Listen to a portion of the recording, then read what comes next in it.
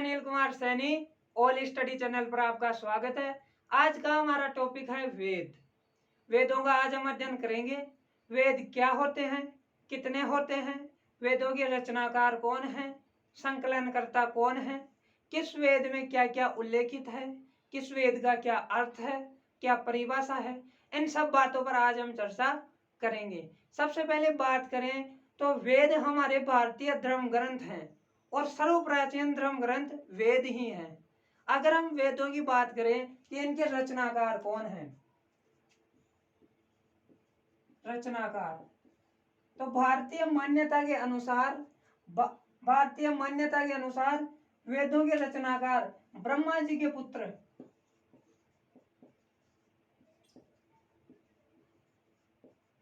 के पुत्र मनु को माना जाता है। मतलब वेदों के रचनाकार कौन है, रचयिता कौन है, मनु।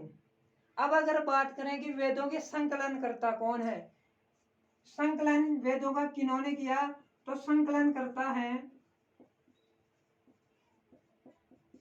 वेदों के संकलनकर्ता महर्षि कृष्णद्वैपायन वेद व्यास जी हैं। संकलन करता है महर्षि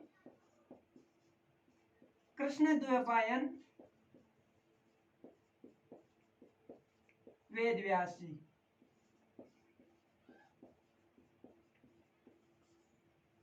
महर्षि कृष्णद्वैपायन वेद व्यास जी को वेदों का संकलन करता माना जाता है। अब बात करते हैं कि वेद कितने हैं, वेदों के कितने प्रकार हैं, कितने वेद हैं। तो वेदों के प्रकार, वेद 4 हैं। वेद 4 प्रकार के हैं। हम क्रम से देखेंगे सर्वाधिक प्राचीन कौन सा है, फिर उससे नवीनतम, फिर उससे नवीनतम और नवीनतम कौन सा है। तो वेद 4 हैं। सर्वाधिक प्राचीन है ऋग्वेद, उसके बाद आता है 2 नंबर पर यजुर्वेद, फिर सामवेद और नवीनतम है अथर्ववेद।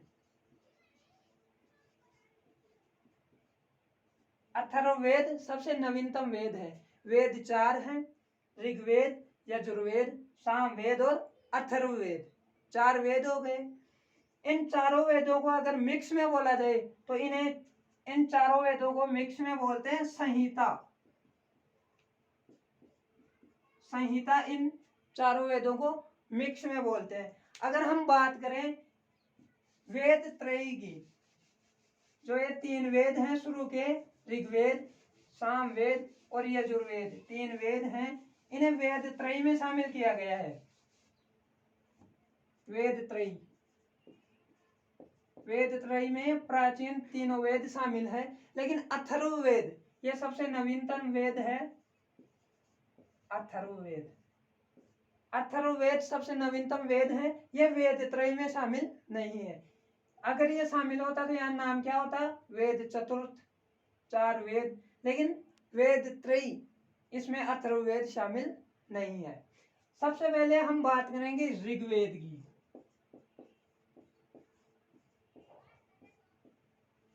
हम बात कर चुके हैं, यह सबसे प्राचीन वेद है। सर्व प्राचीन वेद ऋग्वेद है।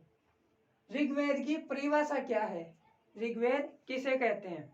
ऋग्वेद का मतलब है ऋचाओं का अध्ययन, ऋचाओं का ज्ञान का जो क्रमबद्ध अध्ययन है, या ऋचाओं का ज्ञान का जो क्रमबद्ध संग्रह है, उसे ऋग्वेद कहते हैं। ऋग्वेद मीन्स ऋचाओं का संग्रह, ऋचाओं के संग्रह को ऋग्वेद कहते हैं। और इस ऋग्वेद में क्या क्या है हम देखते हैं। इसमें 10 मंडल, ऋग्वेद में 10 मंडल, 1028 इसमें सूक्त हैं।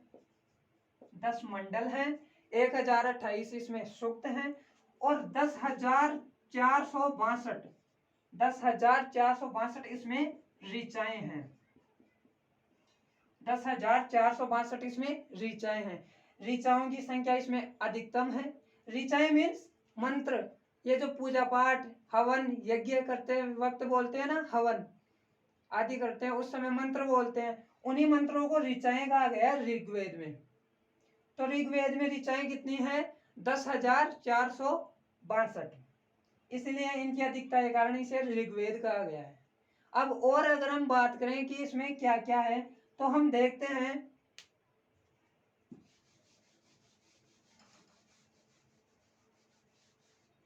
ऋग्वेद में तीसरे मंडल में, इसमें 10 मंडल हैं, तो ऋग्वेद के तीसरे मंडल में गायत्री मंत्र का उल्लेख है। हम बोलते हैं ना गायत्री मंत्र। गायत्री मंत्र का उल्लेख किस वेद में है? सबसे पहले तो ऋग्वेद में है। ऋग्वेद के कौन से मंडल में है? तीसरे मंडल में है। गायत्री मंत्र की रचना किसने की? महर्षि विश्वामित्र ने। महर्षि विश्वामित्र गायत्री मंत्र के रचनाकार हैं। और ये गायत्री मंत्र किसको समर्पित है? ये गायत्री मंत्र सूर्य देवता सावित्री को समर्पित है। सूर्य देवता सावित्री को ये समर्पित है। इसके ऋग्वेद के तीसरे मंडल में गायत्री मंत्र है। ऋग्वेद के 8वें मंडल में, ऋग्वेद के 8वें मंडल में हस्तलिखित ऋचाओं का उल्लेख है। हस्तलिखित ऋचाओं का, हस्तलिखित ऋचाएं मतलब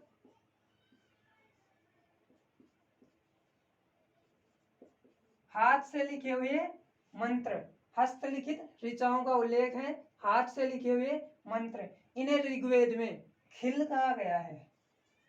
खिल, ऋग्वेद में इन हाथ से लिखे हुए मंत्रों को खिल कहा गया है।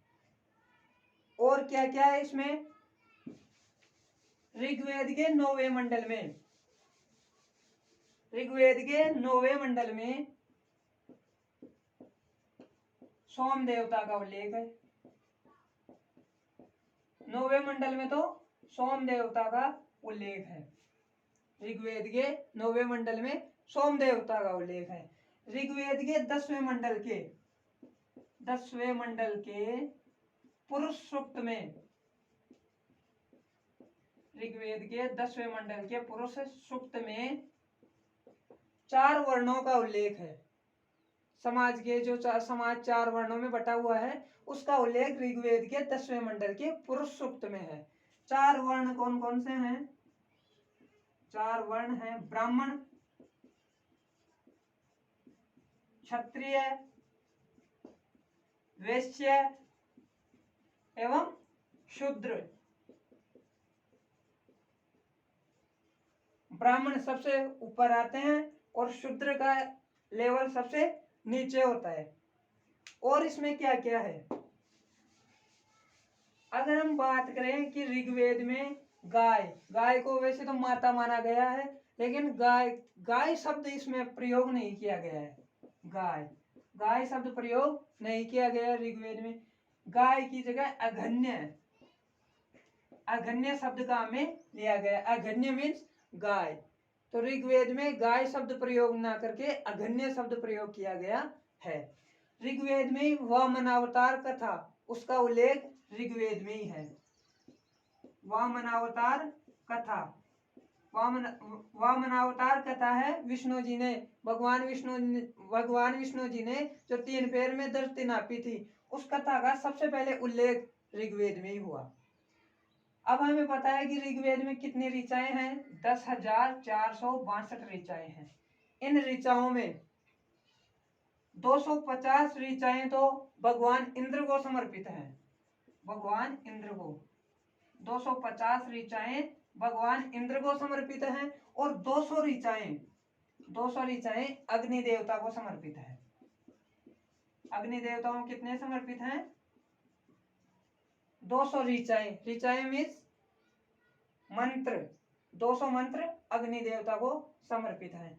ऋग्वेद का जो पाठ करता होता है, मतलब जो ऋषि ऋग्वेद का अध्ययन करता है, पाठ करता को होत्री कहते हैं। जो ऋषि या पुजारी ऋग्वेद का अध्ययन करता है उसे होत्री कहते हैं। तो ये था हमारा ऋग्वेद। ऋग्वेद हमने देख लिया। अब हम बात करते हैं दूसरे वेद की। दूसरा हमारा वेद है यजुर्वेद। दूसरा वेद है यजुर्वेद। यजुर्वेद की परिभाषा क्या है, क्या अर्थ है इसका? सहस्वर मंत्रों एवं बलि के समय अनुपालन का जो संकलन है, मतलब बलि के समय क्या क्या प्रक्रियाएं अपनानी चाहिए, बलि के क्या नियम हैं, उनका जो संकलन है वो इसमें है यजुर्वेद में। तो बलि की विधि का अध्ययन किसमें है? बलि की विधि, इसका अध्ययन और संकलन यजुर्वेद में ही है। बलि की विधि और प्रयोग, नियम, प्रक्रियाएं क्या क्या हैं, ये सब यजुर्वेद में बताया गया है। यजुर्वेद के अध्ययनकर्ता को, जो ऋषि यजुर्वेद का अध्ययन करता है, उसे क्या कहते हैं? अध्वर्यु। पाठकर्ता को अध्वर्यु कहते हैं। जो ऋषि यजुर्वेद का अध्ययन करता है उसे अध्वर्यु कहते हैं। ये यजुर्वेद गद्य और पद्य दोनों में लिखा हुआ है। ये गद्य में भी है और पद्य में भी है। पद्य में भी है। यज्ञ के समय, यज्ञ के अवसर पर जो विधि विधान है, जो नियम अपनाए जाते हैं, वो सभी यजुर्वेद में लिखे हुए हैं। आप देखिए, यजु का मतलब क्या हुआ? यज्ञ, और वेद का वेद, यज्ञ का वेद। तो यज्ञ से संबंधित जितने भी नियम, विधि विधान हैं, प्रक्रियाएं हैं, वो सभी यजुर्वेद में लिखी हुई है। यह था हमारा यजुर्वेद, और इसमें ज्यादा कुछ खास बात नहीं है। यही इसकी मोस्ट बातें हैं जो मैंने आपको बता दी हैं। हमारा तीसरा वेद है सामवेद। तीसरा हमारा वेद है सामवेद। सामवेद, तो सामवेद का शाब्दिक अर्थ क्या होता है? साम का शाब्दिक अर्थ है गान। साम का शाब्दिक अर्थ हो गया गान। मतलब जो यज्ञ के समय, यज्ञ के अवसर पर जो मंत्र गाए जाते हैं, साम का मतलब गान, यज्ञ के अवसर पर जो मंत्र गाए जाते हैं, उन मंत्रों का संकलन, मतलब उनका उल्लेख सामवेद में है। सामवेद में जो यज्ञ के वक्त मंत्र गाए जाते हैं, उनका संकलन है। ये सामवेद है, ये ऋग्वेद पर ही आधारित है। इसका आधार, सामवेद का आधार क्या है? ऋग्वेद ही है। और इसमें 1810 सूक्त हैं। सामवेद में कुल 1810 सूक्त हैं, जो ऋग्वेद से ही लिए गए हैं, जिनका संकलन कहां से किया गया है? ऋग्वेद से। इसमें सामवेद में 1810 सूक्त हैं जो ऋग्वेद से ही लिए गए हैं। और जो सामवेद का पाठ करता होता है, मतलब जो ऋषि इसका अध्ययन करता है, उसे उद्धरात्री कहते हैं। उसे क्या कहते हैं? उद्धरात्री। सामवेद, साम का मतलब गान, शाब्दिक अर्थ क्या होता है? गान। और इस सामवेद में क्या उल्लेखित है? यज्ञ के अवसर पर जो मंत्र गाए जाते हैं, उनका उल्लेख और संकलन सामवेद में ही है। और इसके पाठकर्ता को उद्धरात्री कहते हैं। इसमें 1810 सूक्त हैं जो कि ऋग्वेद से लिए गए हैं। यह था हमारा सामवेद। अब हम चौथा नंबर का वेद देखते हैं, कौन सा है? यह नवीनतम वेद है, अथर्ववेद। 4 नंबर का वेद है अथर्ववेद। अथर्ववेद यह सबसे नवीनतम वेद है। इस वेद की रचना महर्षि अथर्वा ने की थी। महर्षि अथर्वा ने अथर्ववेद की रचना की, और इन्हीं के नाम पर, महर्षि अथर्वा के नाम पर ही इसे अथर्ववेद कहते हैं। इसमें कुल, अथर्ववेद में कुल 731 तो मंत्र हैं। 731 मंत्र हैं।